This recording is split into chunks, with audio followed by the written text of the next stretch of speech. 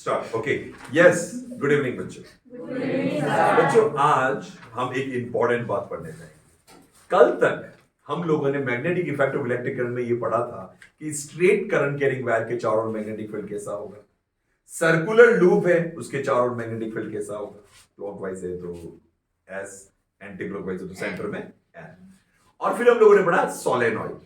A solenoid current carrying solenoid behaves like a bar magnet. Clear रखिएगा। आज आपको मैं इसके आगे बताता हूं कि एम्पियर ने क्या सजेशन दिया। देखो सुनो बच्चों, जब एक वायर से करंट जा रही थी, एचसी ऑरेस्टेड की बात करते हैं। एचसी ऑरेस्टेड ने क्या किया था, करंट कैरिंग वायर है और गलती से पास में क्या पड़ा रह गया था बच्चों, कंपास। तो इस वायर के कारण कंपास में क्या हो गया था, मूवमेंट। कंपास की निडल क्या हो गई थी, डिफ्लेक्ट। एक वर्ड आपने सुना क्या, डिफ्लेक्ट। डिफ्लेक्ट का मतलब होता है अपनी ओरिजिनल पोजीशन से भटक जाना, है ना। डिफ्लेक्ट हो गई। क्यों डिफ्लेक्ट हुई, इस करंट कैरिंग वायर के कारण। इस करंट कैरिंग वायर के चारों ओर क्या प्रोड्यूस हो गया, मैग्नेटिक फील्ड। उसके मैग्नेट इसके मैग्नेट, दोनों के मैग्नेट के बीच में इंटरेक्शन हुआ और रिपल्शन और जो भी हुआ, जिस लाइक बोले तो अट्रैक्ट करेंगे, अनलाइक बोले तो रिपेल करेंगे, और इसमें डिफ्लेक्शन आया। एम्पियर ये कहता है कि यदि ऐसा करें तो कैसा करें, ऐसा करें कि मैग्नेटिक फील्ड हम बहुत स्ट्रांग लें और इसको हम मूव करने नहीं दें, और वायर को हम उसमें करंट फ्लो करें। तो क्या वायर मूव करेगा। यहां क्या हुआ था, सुनिएगा बात समझ के, विवेक अच्छे समझिएगा। करंट कैरिंग वायर के पास कंपास पड़ा है, तो कंपास की निडल क्या हो गई, डिफ्लेक्ट, मूव कर गई, मूव करी ना बच्चों। क्या हम एक स्ट्रॉन्ग मैग्नेटिक फील्ड में करंट कैरिंग वायर रखें तो क्या वो मूव करेगा, कैसे, मैं आपको दिखाता हूं। ऐसे बच्चों, हमने ये एक्सपेरिमेंटली किया भी सही। हमने एक हॉर्सशू मैग्नेट लिया। क्या लिया बच्चों, हॉर्सशू मैग्नेट। आप जानते हो इसका एक पोल होता है एन और एक पोल होता है एस। देखा है आपने, कभी सुना है इसका। बच्चों बताओ, मैग्नेटिक फील्ड की डायरेक्शन किधर होती है, मैग्नेटिक फील्ड लाइंस कहां से निकलती है, कहां जाती है, साउथ। तो हमेशा एन टू एस। आप जब भी मैग्नेटिक फील्ड लाइंस बताओ तो किधर से, एन से एस की ओर। Magnetic field lines, magnetic field की डायरेक्शन क्या होती है, from N to S. Is that clear, from N to S, ये हो गई मैग्नेटिक फील्ड लाइन की डायरेक्शन। चलिए, अब हमने क्या किया कि एक हॉर्सशू मैग्नेट लिया और उसके बीच में, मतलब ये आप ये देखिएगा, ये हॉर्सशू मैग्नेट और इसके बीच में एक वायर रखा और उस वायर में करंट फ्लो किया। कौन,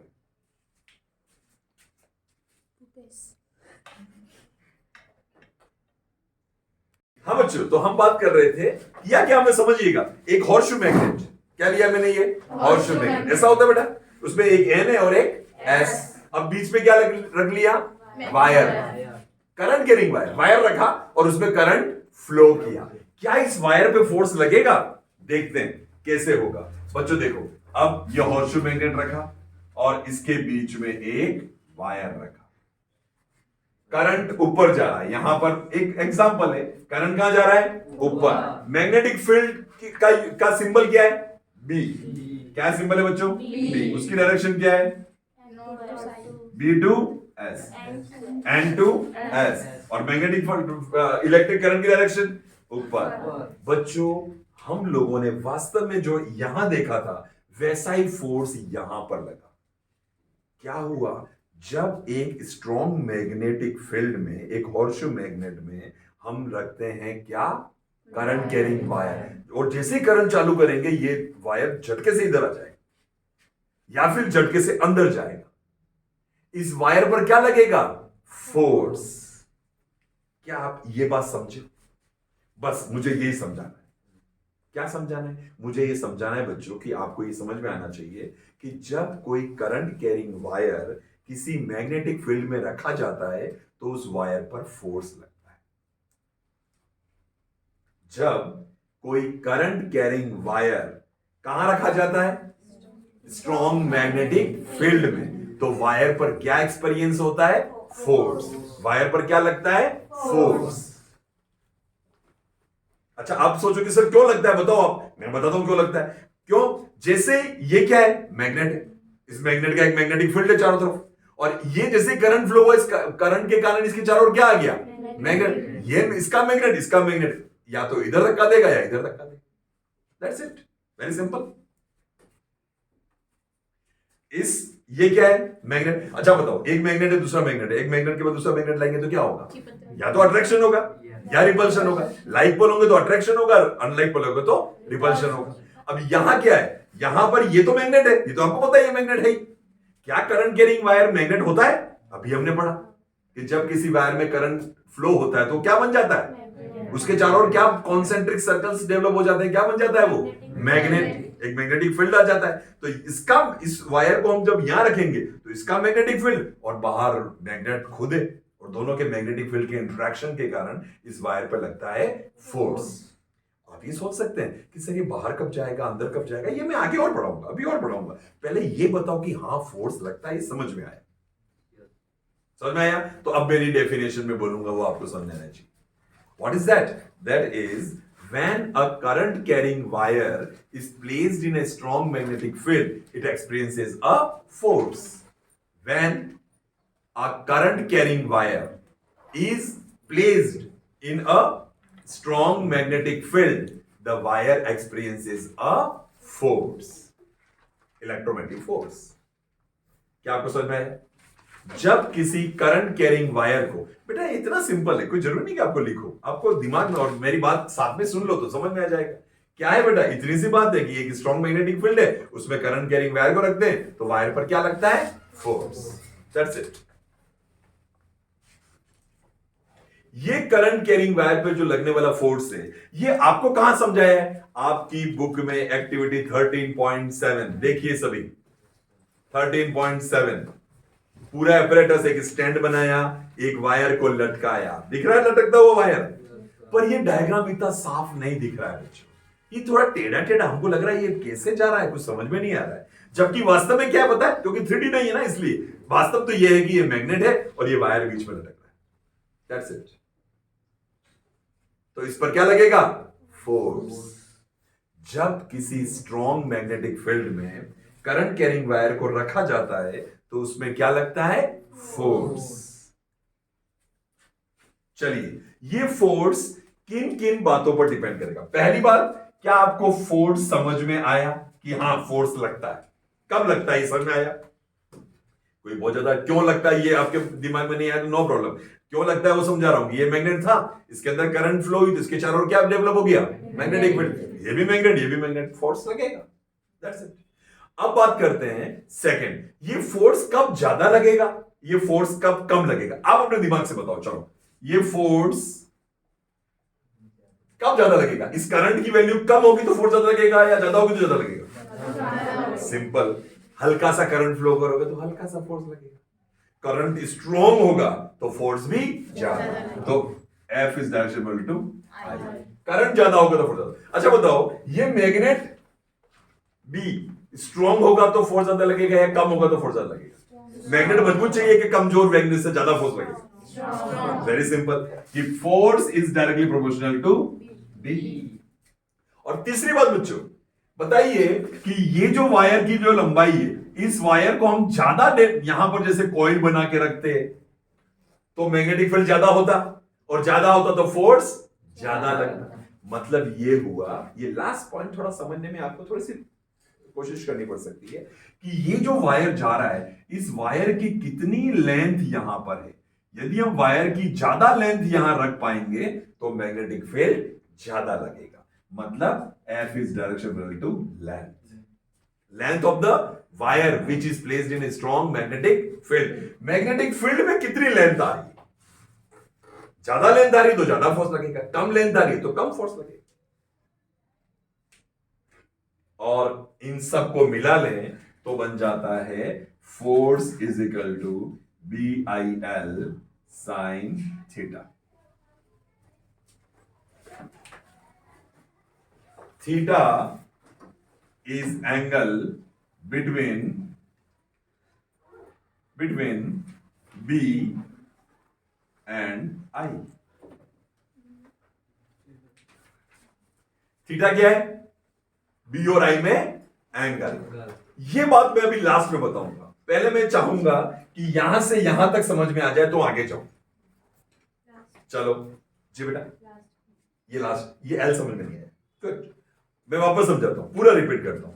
सबसे पहले सर आप किस फोर्स की बात कर रहे हो, हमको तो कुछ समझ में नहीं आया। मैं बताता हूं किस फोर्स की बात कर रहा हूं। जब किसी स्ट्रॉन्ग मैग्नेटिक फील्ड में एक करंट कैरिंग वायर को रखते हैं तो वायर पर क्या लगता है, फोर्स। मैं इस फोर्स की बात कर रहा हूं। ओके, ये फोर्स किन बातों पे डिपेंड करता है, 4 बातों पे, जिसमें 3 बातें यहां लिखी हुई है।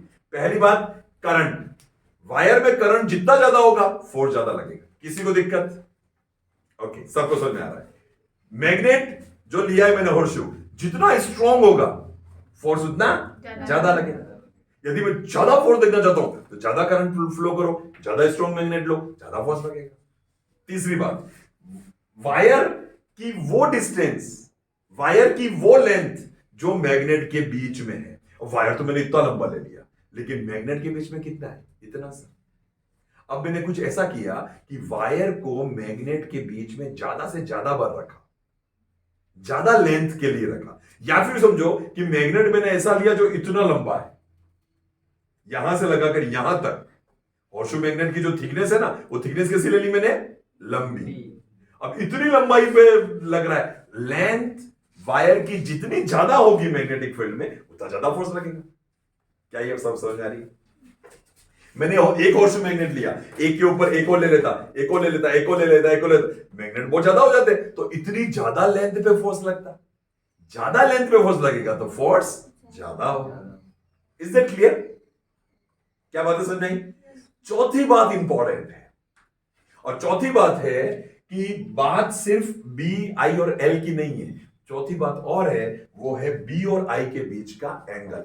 ये आप समझिए यहां पर अच्छे से। ये होर्शू मैग्नेट, क्या है ये? होर्शू। होर्शू समझते हो? होर्शू का मतलब समझते हो ना, घोड़े का, घोड़े की नाल। घोड़े की नाल देखी सबने कभी? कई लोग अपने घर पे ठुकवाते हैं, ये लगाते हैं, काला घोड़ा दौड़ता है कि नहीं? उसकी अंगूठी भी बनवाते हैं कई लोग, शनि आ जाता है तो, है कि नहीं? तो बच्चों ये है, मतलब घबराना मत कि यार ये क्या होर्शू, होर्शू क्या कर रहे हैं। हॉर्शू, सॉरी, हॉर्स शू, ठीक है? तो हॉर्स शू मैग्नेट, तो हॉर्स का जो ये समझ आगे चलो, बहुत बता रहा हूं। ये मान लेते हैं मेरा अंगूठा एन है, अंगूठा क्या है, एन, और ये 4 उंगलियां क्या है, एस। तो N to S magnetic field की डायरेक्शन किधर होती है बच्चों, एन से लगाकर एस की ओर, एन टू एस। क्लियर? अब करंट किधर जा रहा था पहले, यूं ऊपर। तो मैग्नेटिक फील्ड और करंट के बीच में कितने डिग्री का एंगल है, 90 डिग्री होती है। जब साइन 90 डिग्री होता है तो वैल्यू होती है 1। फोर्स लगेगा मैक्सिमम, हाईएस्ट फोर्स लगेगा। क्यों? क्योंकि आपको पता है साइन 90 डिग्री की वैल्यू होती है 1। क्या बच्चों ये तो आपको पता है? साइन 0 डिग्री की वैल्यू क्या होती है, 0। अब दोनों डिग्री 0 कब होंगे? मैंने होर्शू मैग्नेट लिया और करंट भी यूं रखा, वायर यूं रखा। वायर कैसे रखा, यूं। तो कितना फोर्स लगेगा इस पे, 0। ऐसे वायर पे कोई फोर्स नहीं लगेगा। क्यों नहीं लगेगा? क्योंकि थीटा क्या हो गया, 0, और थीटा 0 हो गया तो साइन थीटा की वैल्यू हो जाती है 0। जब साइन थीटा 0 हो गया, बहुत स्ट्रॉन्ग मैग्नेट लिया आपने, बी बहुत हायर लिया, आई भी बहुत ज्यादा ले लिया, एल भी बहुत ज्यादा ले लिया, लेकिन थीटा 0 हो गया तो फोर्स 0। एग्जाम्पल डायग्राम बना के दिखाता हूं कि ये आपने होर्शू मैग्नेट लिया इस तरह से, और आपने वायर इसी डायरेक्शन में लिया। जिस डायरेक्शन में N2S जा रहा था उसी डायरेक्शन में करंट भी फ्लो कर रही। जिस डायरेक्शन में मैग्नेटिक फील्ड है उसी डायरेक्शन में यदि करंट होगी तो रिजल्ट क्या आ जाएगा, 0। कोई फोर्स नहीं लगेगा। फोर्स मैक्सिमम कब होगा, जब साइन थीटा की वैल्यू क्या हो, 1। साइन थीटा की वैल्यू 1 कब होती है, फॉर थीटा 90 डिग्री। तो हमेशा बी और आई परपेंडिकुलर होने चाहिए। प्यारे बच्चों, मैंने आज ट्यूशन के, अपने आज के लेक्चर के 2 पार्ट पूरे कर लिए। क्या 2 पार्ट पूरे किए बच्चों? पहले तो बताया कि फोर्स क्या है। फोर्स क्या है कि जब किसी स्ट्रॉन्ग मैग्नेटिक फील्ड में करंट कैरिंग वायर को रखते हैं तो उस पर क्या लगता है, फोर्स। ये फोर्स किन बातों पर डिपेंड करता है, 4 बातों। मैग्नेट के मैग्नेटिक फील्ड पर, वायर में फ्लो होने वाली इलेक्ट्रिक करंट पर, वायर की वो लेंथ जो मैग्नेटिक फील्ड में है, और चौथा बी और आई के बीच के एंगल पे। और बी और आई के किस एंगल के लिए फोर्स हाईएस्ट होता है? 90 डिग्री के लिए। That's it. 2 मिनट के लिए पॉज रखेंगे इसको। दो पार्ट रोमिल हमारे हो गए। पहला पार्ट कौन से फोर्स की हम बात कर रहे हैं? मैं अगेन रिपीट कर रहा हूं। When a current carrying wire is placed in a strong magnetic field, it experiences a force. This force is directly proportional to the amount of electric current flowing through the conductor wire. This force is directly proportional to the strength of magnetic field. This force is directly proportional to the length of the wire placed in a strong magnetic field. And this force also depends on the angle between B and I. If it is 90 degree, then the force will be maximum, highest. If it is 0 degree, then the force will be 0. That's it. पहली बात, दूसरी बात, और आज के lecture की last बात, और तीसरी बात है फोर्स की डायरेक्शन। फोर्स की डायरेक्शन। फोर्स किस डायरेक्शन में लगेगा? The direction of force. पहले हमने कौन सा रूल पढ़ लिया बच्चों? Right hand. मेरा हार्ट इधर है, ये हो गया मेरा राइट हैंड, ठीक है। अब हम पढ़ेंगे लेफ्ट हैंड। अब हम कौन सा रूल पढ़ेंगे? Left hand. आज हम पढ़ने वाले हैं, हमको क्या करना है, क्यों पढ़ रहा है रूल हमको? क्योंकि हमको पता लगाना है कि जब किसी स्ट्रॉन्ग मैग्नेटिक फील्ड में किसी करंट कैरिंग वायर को रखते हैं तो फोर्स किधर लगता है। हिमांशु, ये फोर्स बताने के लिए एक रूल है, इस रूल को बोलते हैं फ्लेमिंग्स लेफ्ट हैंड रूल। क्या बोलते हैं? Fleming's left hand rule. बच्चों, फ्लेमिंग्स लेफ्ट हैंड रूल क्या करता है? पहले तो पहली लाइन अपने ये क्लियर करनी और बार बार बोलनी है इसको। Fleming's left hand rule is used to find out the direction of force applied on a current carrying wire which is placed in a strong magnetic field. जब कोई स्ट्रॉन्ग मैग्नेटिक फील्ड में किसी current carrying wire को रखा जाता है तो उस पर फोर्स किधर लगेगा? बाहर की तरफ जाएगा या अंदर की तरफ जाएगा? कितना लगेगा ये हमने बात कर ली अभी। ये इन चार बातों पे डिपेंड है। अब किधर लगेगा फोर्स? फोर्स की डायरेक्शन बताएगा हमको फ्लेमिंग्स लेफ्ट हैंड रूल। आइए मैं आपको समझाता हूं फ्लेमिंग्स लेफ्ट हैंड रूल क्या है। फ्लेमिंग्स लेफ्ट हैंड रूल के लिए आपको चाहिए अपना लेफ्ट हैंड। क्या चाहिए आपको? Left hand. ये रहा लेफ्ट हैंड। ओके, अब अपने लेफ्ट हैंड को आपको इस तरह से स्ट्रेच करना है कि इसमें आपका अंगूठा, आपकी, अच्छा मैं आपको थोड़ी सी इंट्रोडक्शन, आपको सब पता है वैसे तो, ये है थंब। इसको क्या बोलते हैं बच्चों? थंब। ये जानते हो सभी? ये किसको नहीं पता? क्या बोलते हैं आप? क्या इसको बोलते हैं बच्चों थंब। क्या बोलते हैं? थंब, अंगूठा। ओके, अब इसको क्या बोलते हैं? इसके पास वाले को फोर फिंगर। क्या बोलते हैं इसको? Four finger. इसके पास ही आगे की, इसलिए बोलते हैं फोर फिंगर। इसको क्या बोलते हैं? Middle finger. ये मिडिल फिंगर सबसे लंबी है, मिडिल फिंगर।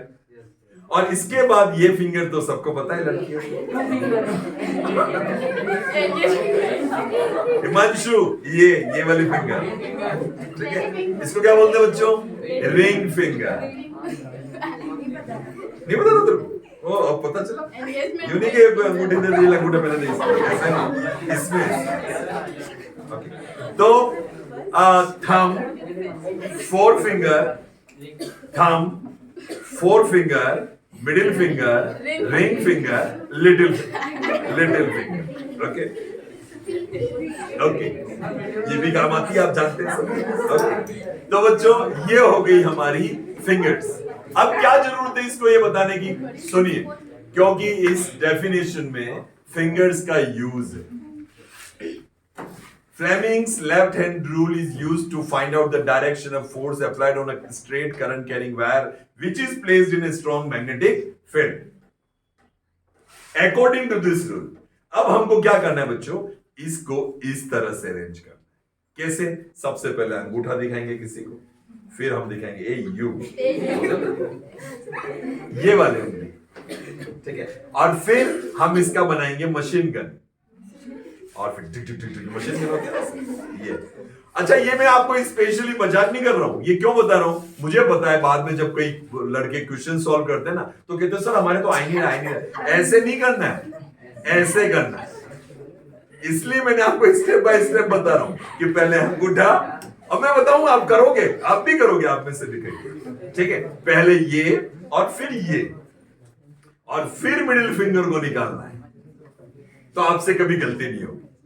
वरना फिर यूं यूं घुमा घुमा के लगाते ना बच्चे, तो फिर कहते हैं सर हमारे तो सॉल्व नहीं हो रहा है। अब पता लगेगा। चलिए ओके ओके, सुनिए, अब मैं रूल बोलने जा रहा हूं और मैं सोचता हूं कि वीडियो पे मैं इसको 3 बार बोलूंगा, ठीक है। फिर हम इसको ऑफ कर देंगे, इसके बाद आप जितना कहेंगे और बोलो। ये रूल आप सभी को समझ में आना चाहिए, ठीक है। और मैं चाहता हूं आप सबका अटेंशन इधर हो, नहीं तो फिर आपकी इच्छा।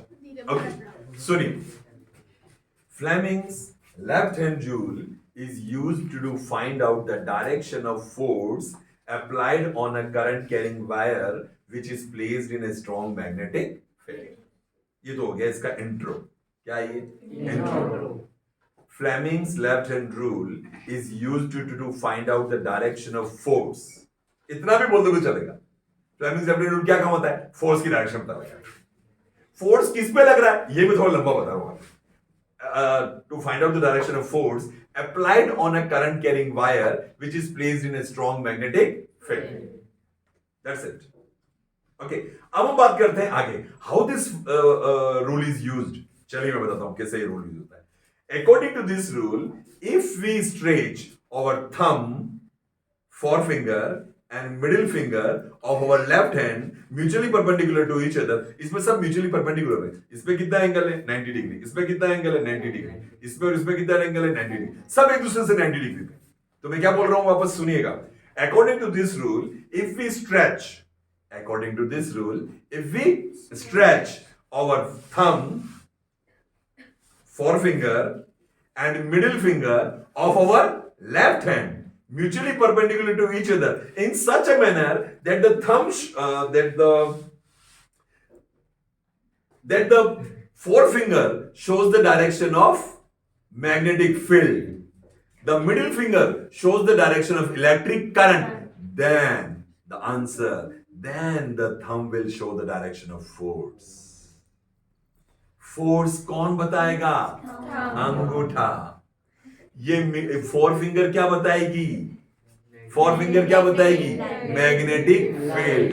मिडिल फिंगर क्या बताएगी?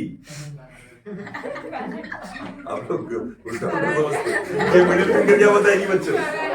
करंट। ठीक है, ये फिंगर लो आप ध्यान से यूज करें, खिड़की बंद करके। ये तो बाहर खिड़की वाले देखेंगे क्या पागल हो गया। सुनिए, तो सब समझो, सभी साइंस वाला को तो समझेगा, नहीं तो समझेगा ना वो क्या कर रहा है बच्चा, पागल हो गया।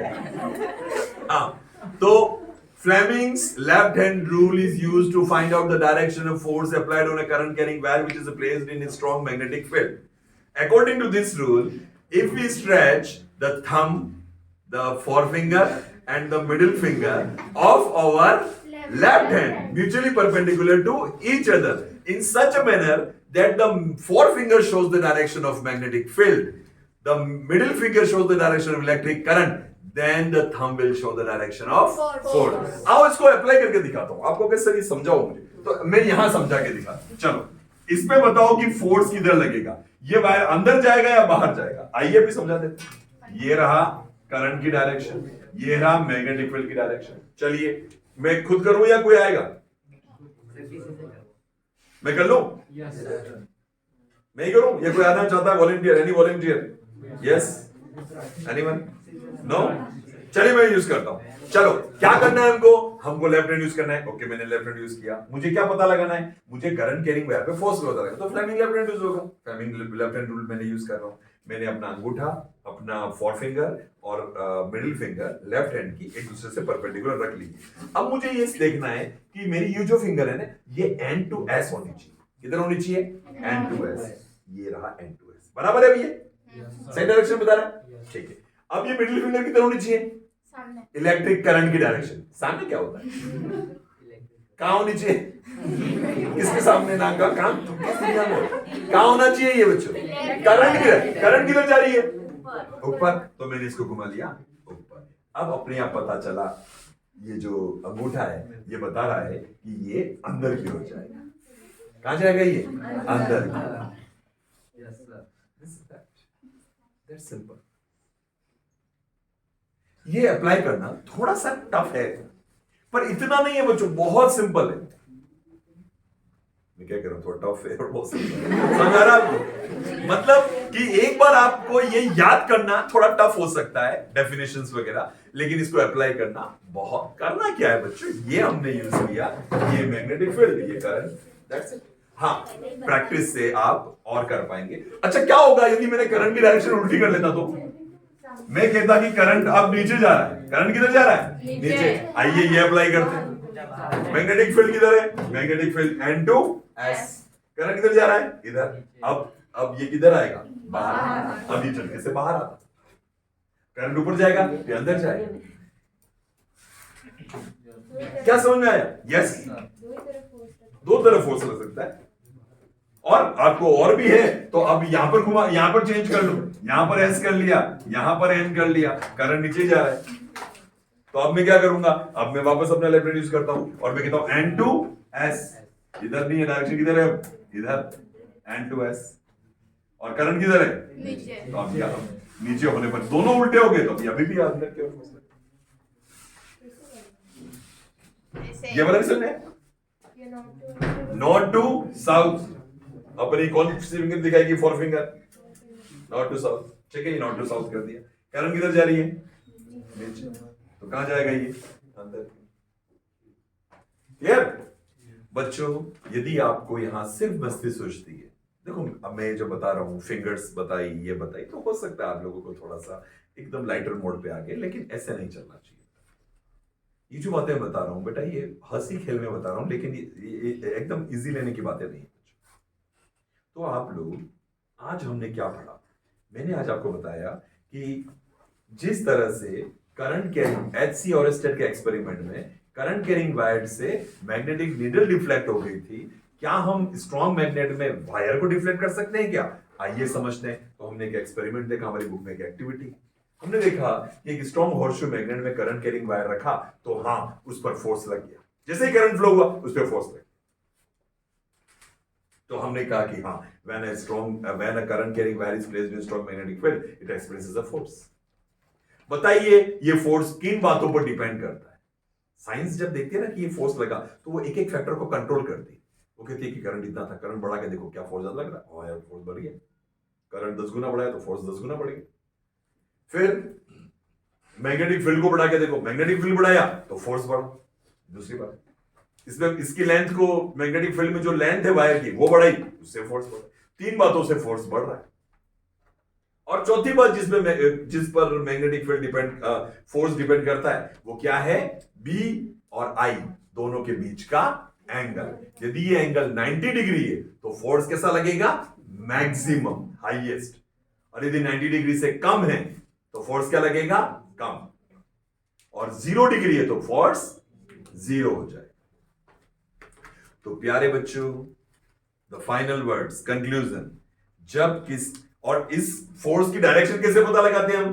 Fleming's left hand rule. एक श्वास से मैं बोल के बताता हूं मैं आपको।